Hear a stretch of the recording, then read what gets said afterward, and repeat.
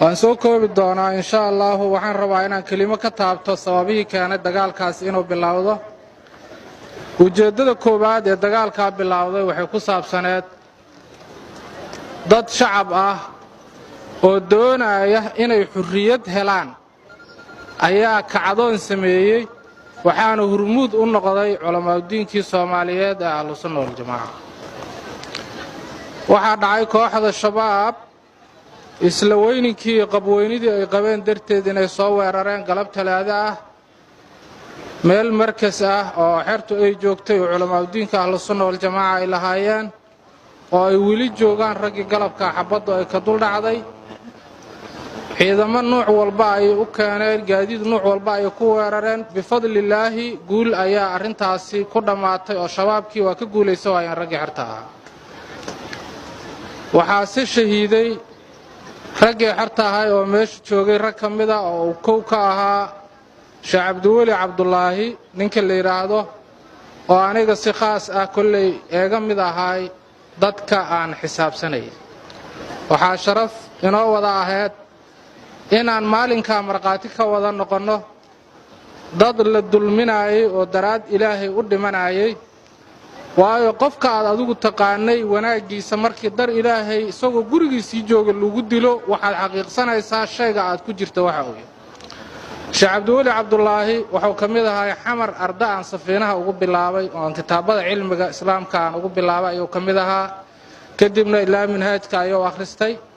isagoo markaskiisii jooga oo meesha wax ku baranayay jooga ayaa loo yimid 5 xabadood ayaa lagu dhuftay. waxay xaqiiqo noo ahayd sheekh caalim ah maadaama si bareer oo gardaraa lagu dilay inay nimankaan ujeedo kale ay leeyihiin. odayaashii iyo culimadiinkii waxaa la isla qaatay in wada hadal la furo oo nimanka waan lala galo oo la yiraahdo joojiya xabadda iyo dagaalka ah wadaan. dhanka kalena waxaan galnay oo aan u diyaar garownay difaaca sidii la isku difaaci lahaa guddi difaac guddigii dhaqaalaha guddiyo ammaanka noo qaabilsan wada hadalka guddiyo noocaas ayaan sameynay. ragii guddiyada sameynayay oo fadhiyay oo aabbaha iyo sayidka u ahaa waxaa goobta maanta aan joogno qalbiga iyo ruuxda nagala joogi doona saaxiibkeena qaaliga ahaa aabaheena qaaliga ahaa walaalkeena qaaliga ahaa Sheekh Maxamed Yuusuf Xeefo. arintaasi markay dhacday guddiyadii wada hadalka noo qaabilsanaa wada hadal bay galeen shabaabkii maalinka Arbacadii iyo Khamiistii subaxii Jumcad baa wada hadal ku socday. shabaabkii ciidan ayuu Kismaayo ka sugayay oo markaa iyagu ay haysteen hadda laakiin aysan haysan. markii ciidankii oo u soo dhow yahay ayay go'aankii kama dambaysta ahaa bixiyeen oo ay yiraahdeen nimankii cadaaladda ka hor yimid waxaa ka soo qaadaydaan qoryaha waa noo keenaydaan islaamkaad ku soo wareejaydaan haddii aadnan intaas yeelayn wax jiraya ma jiraan. maadaama arintaasi ay dhacday odayaashii waa noo yimaadeen guddiganagii wada hadalka ay waliba u yimaadeen waxay ku yiraahdeen raggii dugsiga lagu soo weeraray shabaab waxay rabaan in la soo wareejiyo iyaga loo dhiibo naxariistooda hoosteeda la geeyo. Allahumma ilaahu wada naxariis badan. haddii aad isdhiibi lahaydeen oo shabaab isku dhiibi lahaydeen haddaad carari lahaydeen haddaad isdifaaci lahaydeen Allahu a'lam. arintaasi markay dhacday oo ay taagan tahay ninkii dugsigiisa lagu soo weeraray oo gurigiisa lagu dilay qoryaha inta ka qaadaan iyagoo gacmo laalaada nagu soo wareejiya islaamkii ay ka hor yimaadeen waxaan go'aansanay inaan isdifaacno ayaan go'aansan. maalinkii Jumcad oo ciidankoodu uu soo dhawaaday awoodiisa badan laakiin magaalada oonaan soo gelinin shabaab waxaan ka war helnay in ay rabaan inay dagaal soo qaadaan. waxay yiraahdeen nimankaani waa wadaado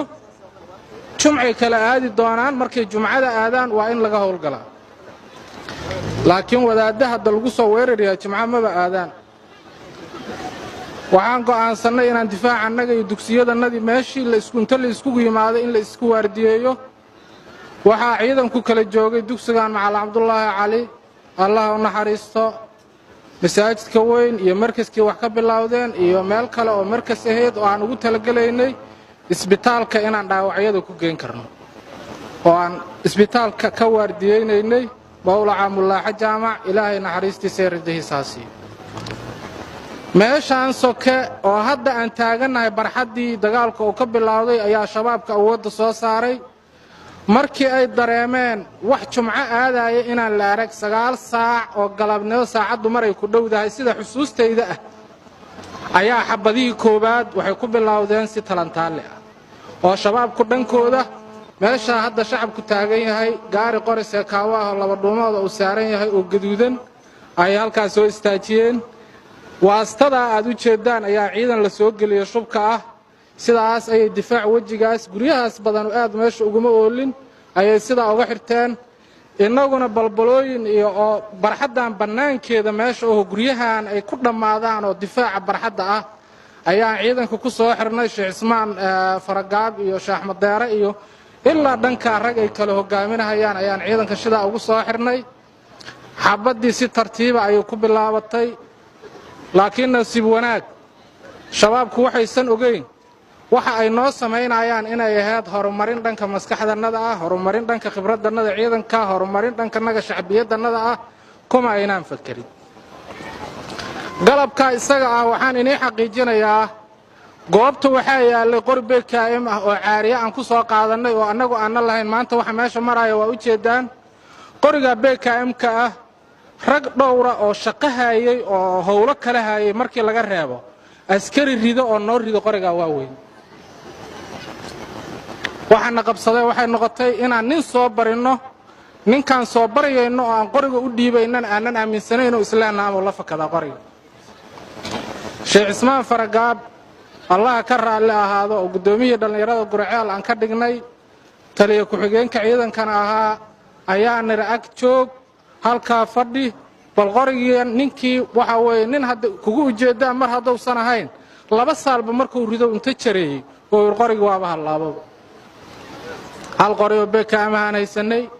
7 2 xabaan ka haysanay mid cirbadkiyaaba ka jabay oo waaba iska magaciisoobay midkii kalena waxba waa noqon waay AK47 qoriga la yiraahdo baan ku dagaalamayay ciidankanaga oo galabka uu isku difaacayay dhammaan ragga goobta taagan waxay ahaayeen raggii culimada ahaa mudarrisiintii wax daraasayn jiray waacidiintii iyo murshidiintii magaalada Gurceel waxa ku soo biiray oo galabka joogay ciidan Ahlus Sunnah wal Jamaaca ah oo ka yimid Galajir iyo Matabaan iyo Dhuusamareeb oo gurmadka soo gaaray waayo waxa la joogay oo aan qayl dhaaminaynay ilaa 3 bari ayaan xirta u qayl dhaaminaynay oo yimaadeen dagaalka 9 saac bilowday rasaas ma aanan haysanin awoodannaduna inta ay ahayd ilaahay ayaa noo kaalmeynayay dagaalkii sida uu socday wuxuu joogsaday 7 saac oo habeenimo saacadeedu markay tahay agteed ayuu joogsaday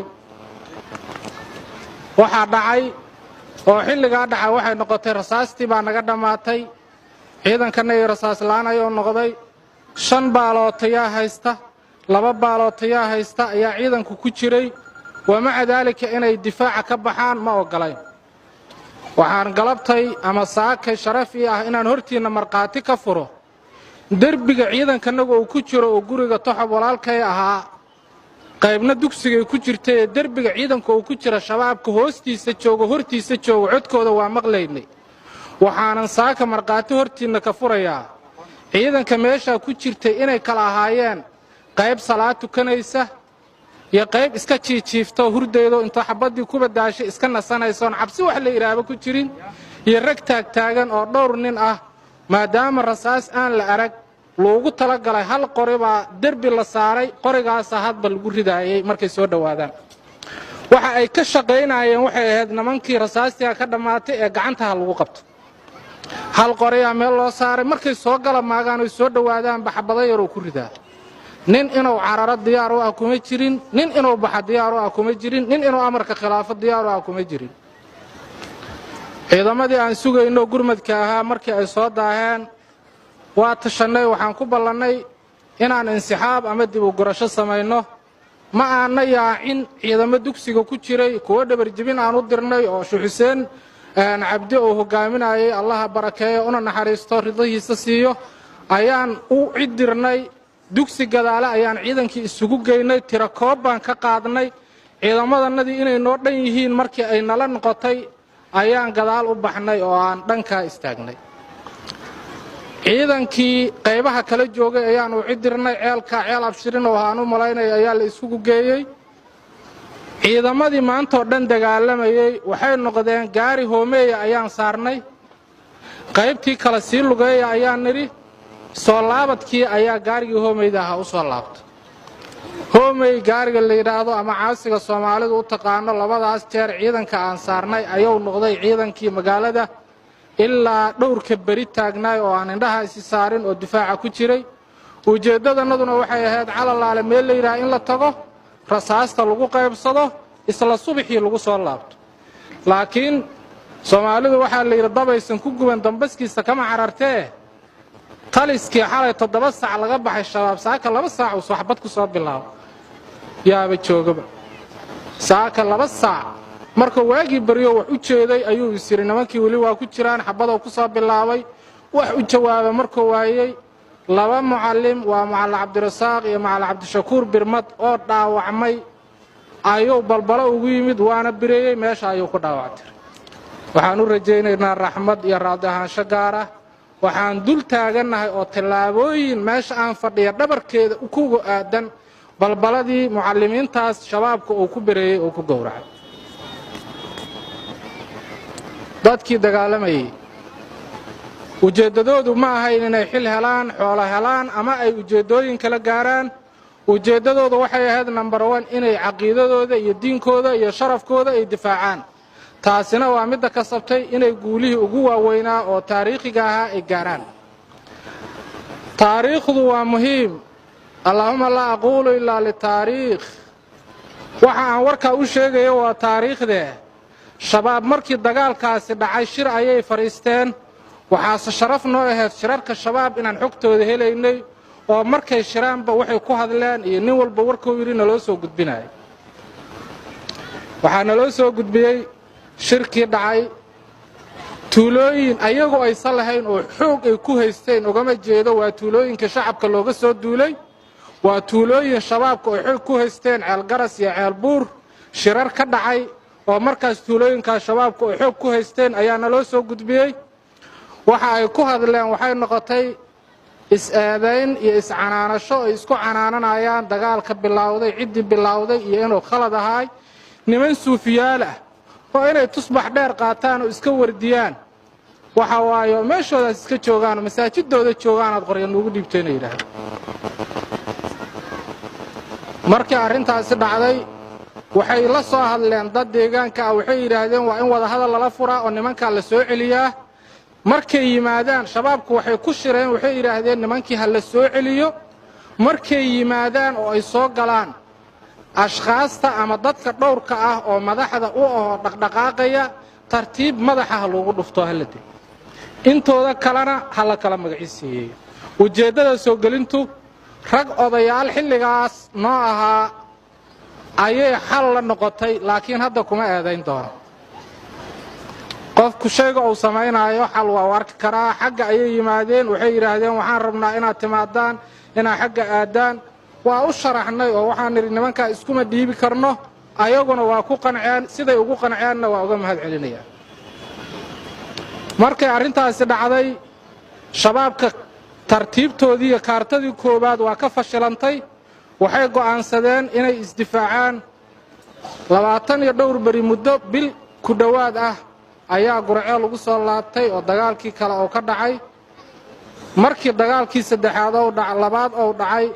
Timotile ayaa yimid oo saraakiishii dagaalka xilliga hogaaminaysay xiray oo shabaabka oo yiri waxaad ugu turaysaan qabyaalad waxaan ahayn uma aadna jabi weyn 4 nin oo suufiyaal sida ayaa dagaalkii weynaay ku dhacay oo safka ballaarnay dagaaladii shabaab taariikhdoodii koobaad taariikh ballaaran ayay iska ahayd inaan ku sii dheeraado ma rabo waxaan rabaa inaan taabto kelimo ku saabsan qiimihii dadkii shuhadada ahaa dadka shuhadada ah ee naga shahiiday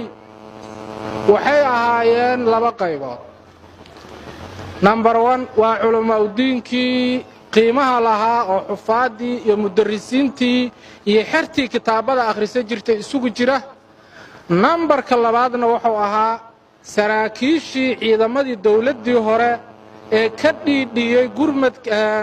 dulmiga iyo xaqdarrada lagu haayo culimaadudiinkii iyo shacabkii Soomaaliyeed. dhammaan dagaalada aan galaynay inta badan waxaa hogaaminayay saraakiil khibrad iyo tababar u leh oo korneyl ah ayaa hogaaminayay. waxaan soo qaadi karaa taliye cabdiweli yuusuf dhagabadan,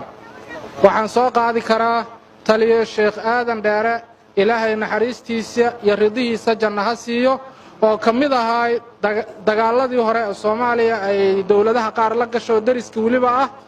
dadkii guulaha waaweyn ka soo hooyay ayuu taliye aadan dheere ka mid ahaa. taliye cabdiweli yuusuf qol mudule ayaan wada deganayn oo xog badan ayaan ka hayay. taliye sheekh aadan dheerana geed hoosta ayaan wada deganayn oo xog badan ayaan ka hayay. wuxuu ugu yiri rag waxaa jira habeen walba nabigu u yimaado sallallahu alayhi wasallam. sheekh aadan dheer ayuu ahaa.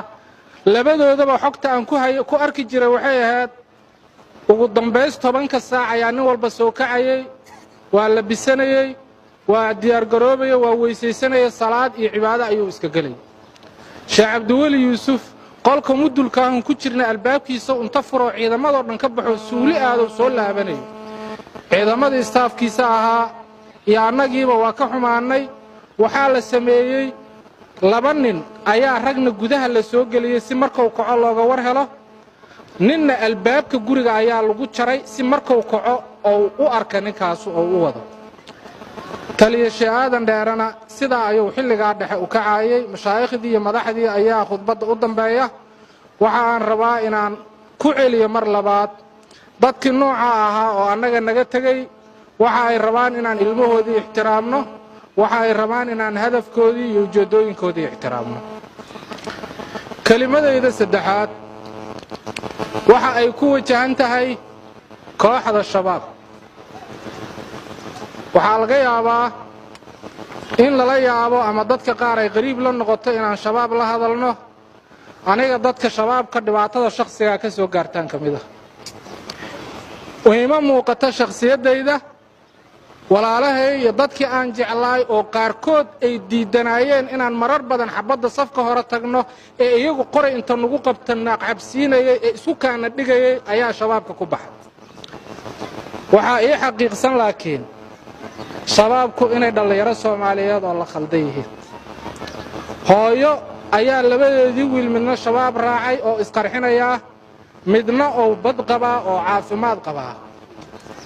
waxay Soomaaliya u baahan tahay ammaanka maskaxda ammaan la yiraahdo ay u baahan tahay. dhalinyarada maskaxdooda ammaan in laga dhigo si aan fikirka xagjirnimada iyo isqarxinta iyo gaalaysiinta aan lagu beerinin. dhalinyarta shabaab ee isqarxinaysa ayaa fariintaydu waxay tahay haddii aad aragteen amiir wiilkiisii qarxinaya ama amiir isagu isqarxinaya haddaad aragteen waa iga jawaabi kartaa. laakiin amiirka wiilkiisii inuu dibadda waxbarasho ugu diro, dalka jaamacad ka geeyo, dawladda dhulkay joogta iyo dawladaha dawlad goboleedyadu murtadiin waaye yiraahdo xaaskiisa ilmihiisana geysto oo ku biilo, waxa way adinkana duurka inta la inku haayay hadba mid sida ariga la soo qabtay la yiraahdo isqarxi janno Allahu akbar amiirkiina hadda gadaal u jira. waxaaba jannadaas kama jiraan. aniga waxaan kula tali lahaa jannada waa loo kala hormaraa. amiiradu ha u soo hormaraan saraakiishooda. jannada sidaasaa lagu yaqaanay. dhalinyarada la khaldaayo waxaan u sheegayaa ujeeddada isqarxinta Soomaaliya iyo fakarka shabaabku in uusan ahayn fakar diin iyo caqiido ku salaysan. cid kasta oo arintaas maqasha oo qof shabaab taqaan inay iga gaarsiidaan codsanaya hadday awoodo. fakarka shabaabka iyo isqarxinta Soomaaliya ka socda waxa wada ajhiza istikhbaaraatiya, jihaasiyo ama hay'ado sirdoon oo dawlado shisheeye ayaa maal geliya Soomaaliyana ku haya. runta Soomaaliya hadda waa loo dhintaa la dhihi jiray ninaan dhimasho ka baqaynaan hay ogaada. hal mar baan leeyahay Soomaaliya waxay u degi laadahay shabaab ma aha shidaalka ku jiray u degi laadahay khayraadkeeda. dowladaha raba inay ka heshiiyaan shidaalka awood bay isku sheeganayaan awooddaas ilaa la kala gaaro ama heshiis laga gaaro maalin shabaabaa la soo hubaynayaa maalin magaciisa kalaa la hubaynayaa qofkii runta sheegana waa la ikhtiyaalayaa